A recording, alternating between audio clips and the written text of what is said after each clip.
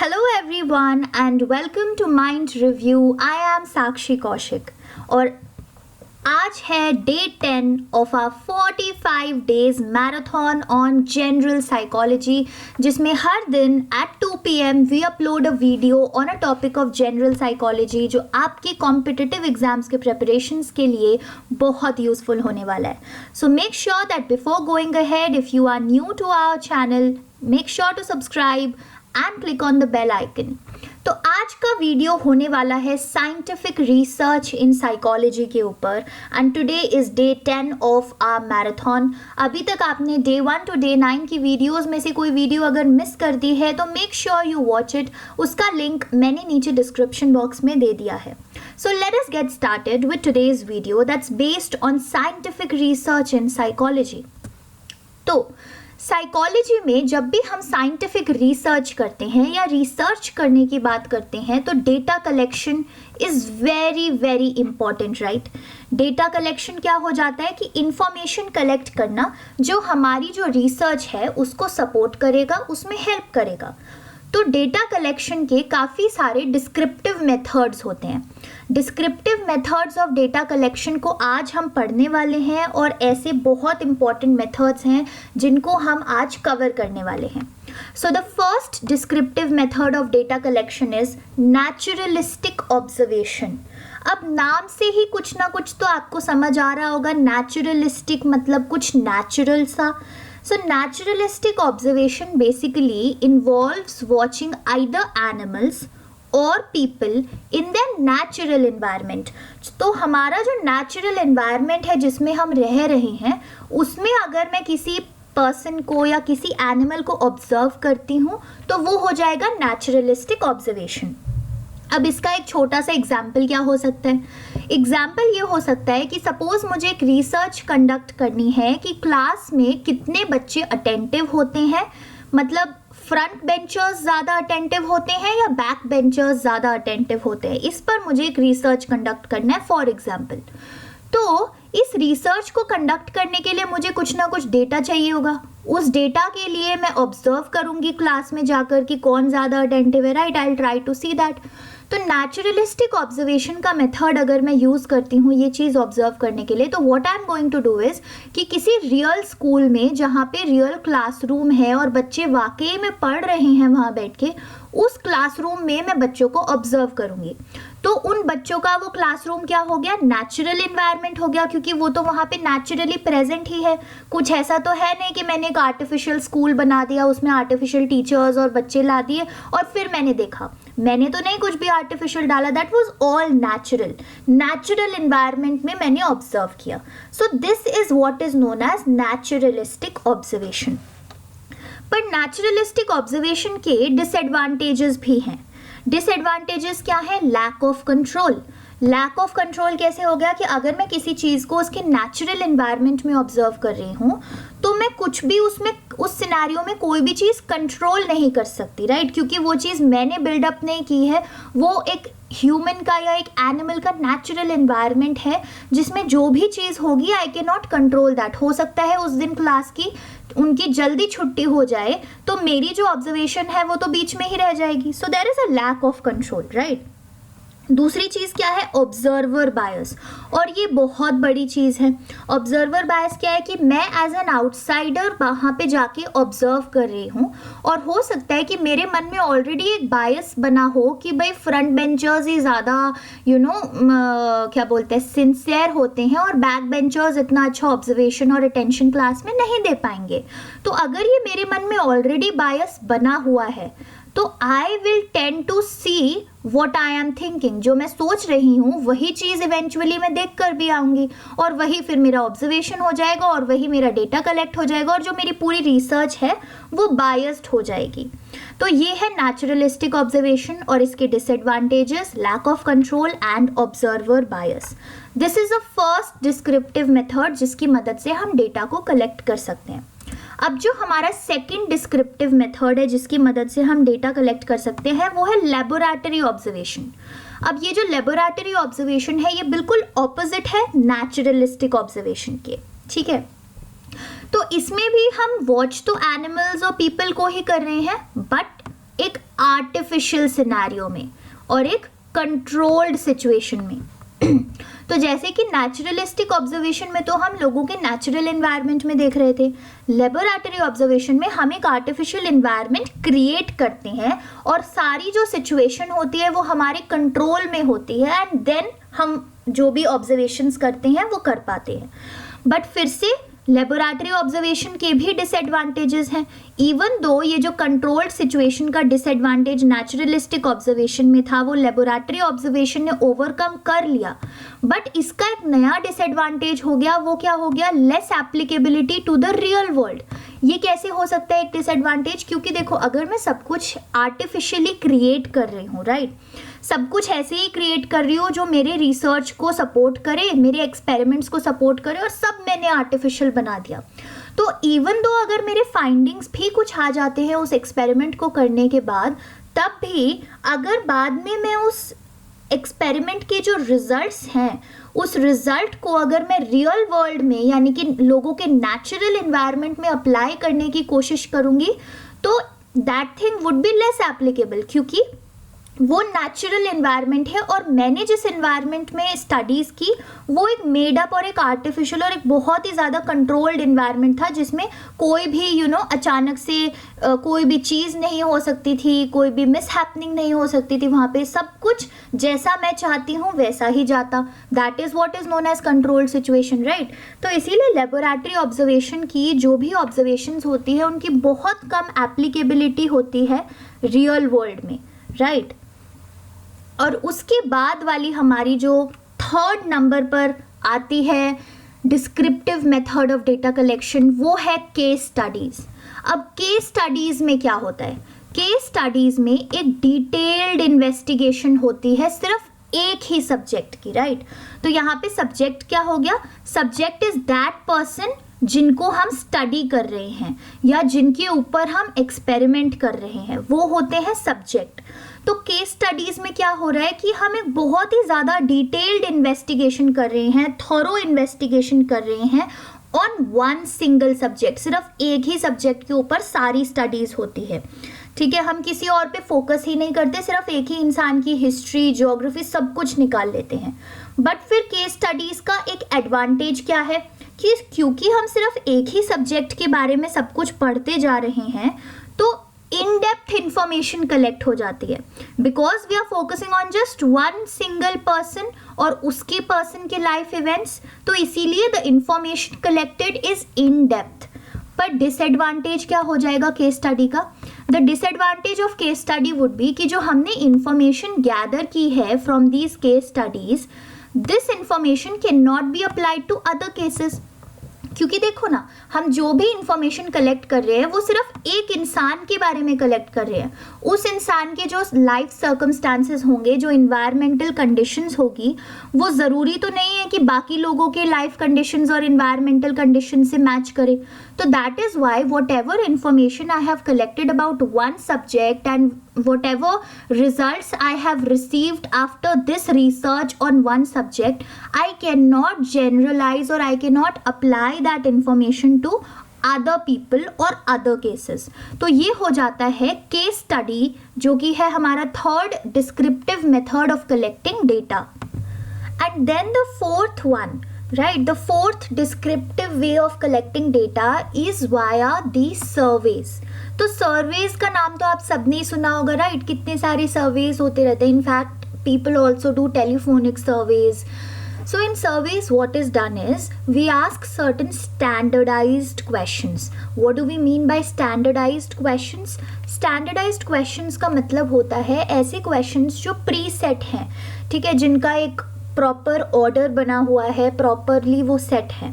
सो वो होते हैं standardised questions of large groups of people that represent a sample of the population interest. तो यहाँ पे पीपल का थोड़ा स्पेलिंग एरर हो गया है, राइट। सो सर्वेज में बेसिकली हम एक स्टैंडर्डाइज्ड क्वेश्चंस ऑलरेडी प्रिपेयर करके रखते हैं और वो क्वेश्चंस जो है हम लार्ज ग्रुप ऑफ पीपल से पूछते हैं और वो लोग एक अपनी पूरी पॉपुलेशन का एक सैम्पल रिप्रेजेंट करते हैं, राइट।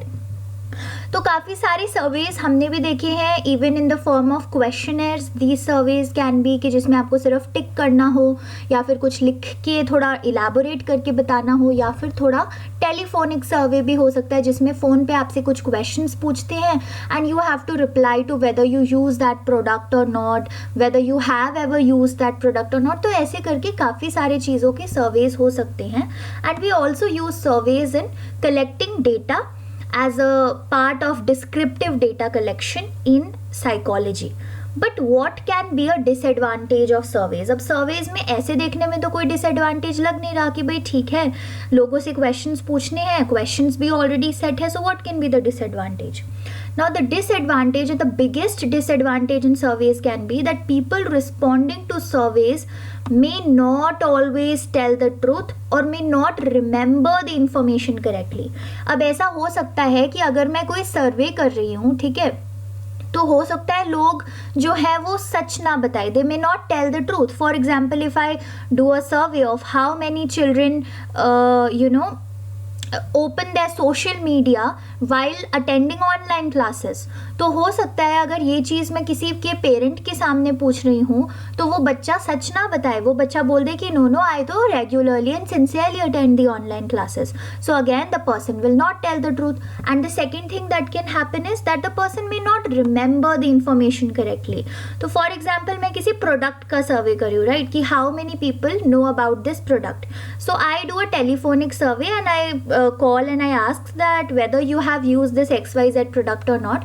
तो हो सकता है उस पर्सन ने वो प्रोडक्ट यूज़ तो किया हो बट उसको याद ना हो, राइट, वो इन्फॉर्मेशन करेक्टली पता ना हो. तो this again can be a disadvantage क्योंकि मेरे पास तो सर्वे में एक रॉन्ग पोल और एक रॉन्ग इन्फॉर्मेशन कलेक्ट हो जाएगा. So this is what we do in survey and then the disadvantages of the survey methods, right? After that, the fifth and the very important method is the correlation method. Correlation भी एक बड़ा ही important method होता है जिसकी मदद से हम data collection कर सकते हैं. Now what happens in correlation is, correlation basically एक statistical technique है that allows the researcher to discover and also predict the relationship that exists between the variables. कि जो दो variables हमको दिए हुए हैं उन दोनों वेरिएबल्स के बीच में क्या रिलेशनशिप है. अब वेरिएबल्स भी काफ़ी हो सकते हैं ना, इंडिपेंडेंट वेरिएबल हो सकता है, डिपेंडेंट वेरिएबल हो सकता है, एक्सट्रेनियस वेरिएबल हो सकता है. अब ये जो तीनों वेरिएबल्स की मैंने जस्ट अभी बात की है, इंडिपेंडेंट, डिपेंडेंट, एक्सट्रेनियस, इन वेरिएबल्स पर एक डिटेल्ड वीडियो कल 2 बजे अपलोड होएगी, तो मेक श्योर आप उसे भी देख लें ताकि आपको ये वेरिएबल्स का कॉन्सेप्ट अच्छे से क्लियर हो जाए, ठीक है. सो कोरिलेशन में 3 चीज़ें आ जाती हैं जैसा कि आप स्क्रीन पे देख सकते हो. एक तो हो सकता है कि दो वेरिएबल्स के बीच में पॉजिटिव कोरिलेशन हो, एक हो सकता है कि दो वेरिएबल्स के बीच में नेगेटिव कोरिलेशन हो, और एक हो सकता है कि दो वेरिएबल्स के बीच में ज़ीरो कोरिलेशन हो. Now what do we mean by all of this? क्या मतलब होता है पॉजिटिव, नेगेटिव और ज़ीरो कोरिलेशन का? तो let us do it and understand it one by one, ठीक है. तो पॉजिटिव कोरिलेशन बेसिकली क्या होता है? पॉजिटिव कोरिलेशन जब होता है when increase in one variable leads to, और मतलब अगर एक वेरिएबल इंक्रीज हो रहा है तो दूसरा वेरिएबल भी इंक्रीज होगा, ठीक है. सपोज अब इसको मैं एक छोटे से एग्जाम्पल की मदद से समझाती हूँ, तब आपको अच्छे से समझ आएगा और हमेशा याद भी रहेगा. कि ये सोचो कि एक स्टूडेंट है या फिर एक चाइल्ड है, वो बहुत ज़्यादा जंक फूड खाता है, ठीक है, ऑलवेज ईटिंग पिज़्ज़ाज, बर्गर्स, और मतलब जो भी जंक फूड होते हैं हमेशा वो बच्चा जंक फूड ही खाता रहता है. तो इन जंक फूड हो गया वेरिएबल नंबर 1, और दूसरा वेरिएबल क्या हो गया कि क्योंकि वो बच्चा बहुत ज़्यादा जंक फूड खाता है तो उसकी बॉडी में बहुत ज़्यादा फैट एक्यूमुलेट हो गया और उस बच्चे का वेट बढ़ने लग गया. तो वेट हो गया अपना वेरिएबल नंबर 2. तो ये हो गए हमारे दोनों वेरिएबल्स. वेरिएबल 1 था जंक फूड, वेरिएबल 2 है हमारा इन वेट, ठीक है, या फिर फैट एक्यूमुलेशन. तो ये जो दोनों वेरिएबल्स हैं इनके बीच में एक पॉजिटिव कोरिलेशन है. पॉजिटिव कोरिलेशन कैसे है कि if the child will eat more junk food तो the child will accumulate more fat. तो अगर जंक फूड में इंक्रीज होता है तो फैट के एक्यूमुलेशन या फिर वेट में भी इंक्रीज होगा। तो ये जो दोनों वेरिएबल्स हो गए, both of them are increasing simultaneously. तो जब ऐसा सिचुएशन हो जाए कि दोनों वेरिएबल्स या तो एक साथ इंक्रीज हो रहे हैं या फिर एक साथ डिक्रीज हो रहे हैं, ठीक है, ऐसा जरूरी नहीं है कि इंक्रीज ही होंगे दोनों वेरिएबल, जरूरी क्या है that both of them should either increase together और शुड आइदर डिक्रीज टुगेदर। तो यहाँ पे जो मैंने एग्जांपल दिया इसमें इंक्रीज था कि अगर जंक फूड, वो बच्चा जितना ज्यादा जंक फूड खाएगा उतना ज्यादा फैट एक्यूमुलेट होगा, तो दोनों डायरेक्टली कोरिलेटेड है, पॉजिटिव कोरिलेशन हो जाएगा।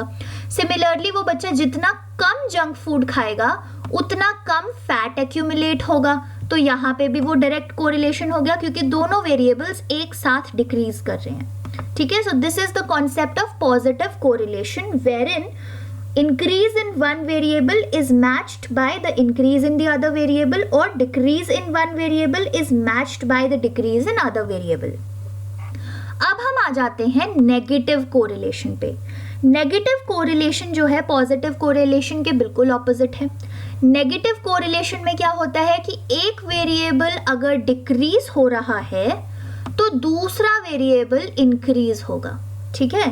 तो पॉजिटिव में तो था कि दोनों वेरिएबल्स सेम डायरेक्शन में जाएंगे, या तो दोनों ही इंक्रीज होंगे या फिर दोनों ही डिक्रीज होंगे। नेगेटिव में है कि अगर एक डिक्रीज हुआ है ना तो दूसरा तो इंक्रीज होगा। अब इसको भी एक एग्जांपल की मदद से समझते हैं, ठीक है।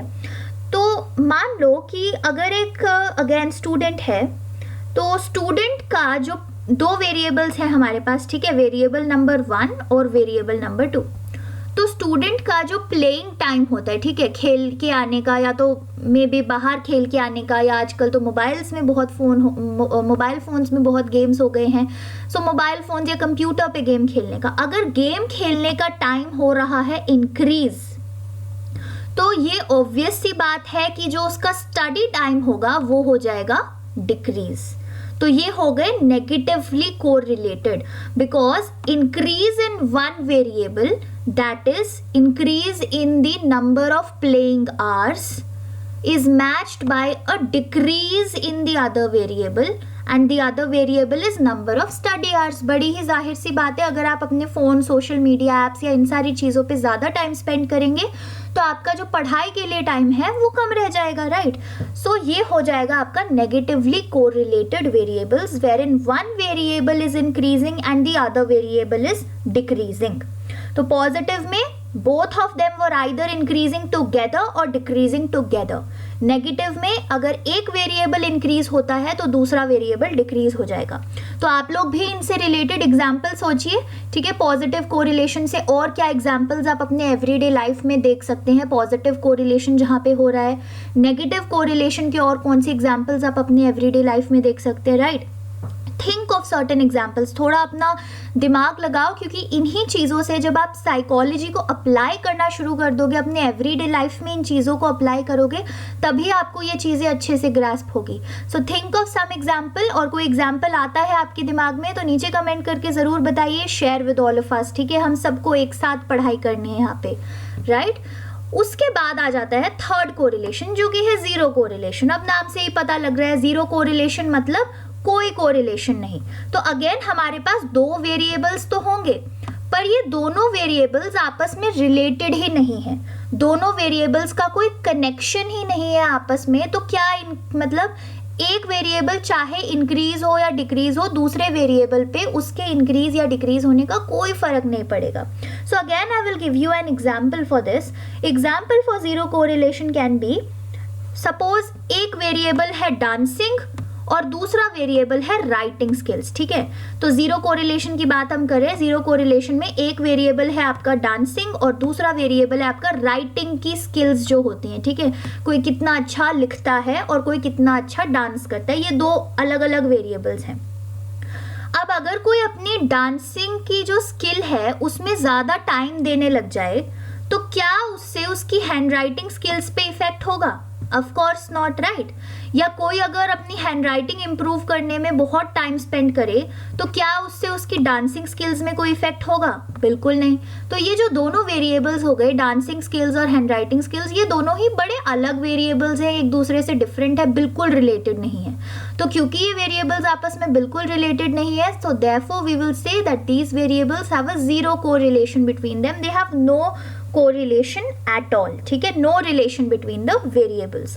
तो ये होते हैं हमारे कोरिलेशन के various types, positive, negative, zero, right. With this we come to an end of today's video. हमने बात की है काफ़ी सारे मेथड्स ऑफ डेटा कलेक्शन की, naturalistic, laboratory, case studies, surveys and correlation. Now is the time of a small quiz. हमेशा हर video के and में हम एक छोटी सी क्विज रखते हैं जिसकी मदद से आप अपनी नॉलेज टेस्ट कर सकते हैं, एंड आई अर्ज यू कि आप अपनी ही नॉलेज टेस्ट करें, अपने गूगल की, अपने बुक्स की, अपने नोट्स की नॉलेज टेस्ट ना करें, right. So be true to be honest and be true to yourself and answer at your own pace. छोटे छोटे 3 सवाल हैं, ट्रू फॉल्स और MCQ टाइप के। इन तीनों सवालों के जो जवाब हैं आप अपनी कॉपी में या नीचे कमेंट सेक्शन में लिख के बताइए, बगैर कहीं से देखे हुए। Do not cheat please, because ये आपकी नॉलेज टेस्ट करने के लिए है। And once you have written down the answers in your copy or comment section, then you can check the answers from the description box. Description box में सही answers दे दिए गए हैं, उसमें से फिर आप अपने आंसर्स चेक कर सकते हैं। You can score your self, कितने मार्क्स आपने स्कोर किया आज के क्विज में और क्या लर्न किया, सबसे बड़ी बात है क्या लर्न किया आपने आज की इस वीडियो से। So thank you for watching this video everyone, and I am really happy कि 45 डेज मैराथन में आप लोगों का जोश बहुत ही ज़्यादा अच्छा है। सो अपने दोस्तों, फ्रेंड्स के साथ भी ज़रूर शेयर कीजिएगा अगर वो साइकोलॉजी में इंटरेस्टेड है तो। And once again thank you, have a good day and meet you tomorrow at 2 PM sharp.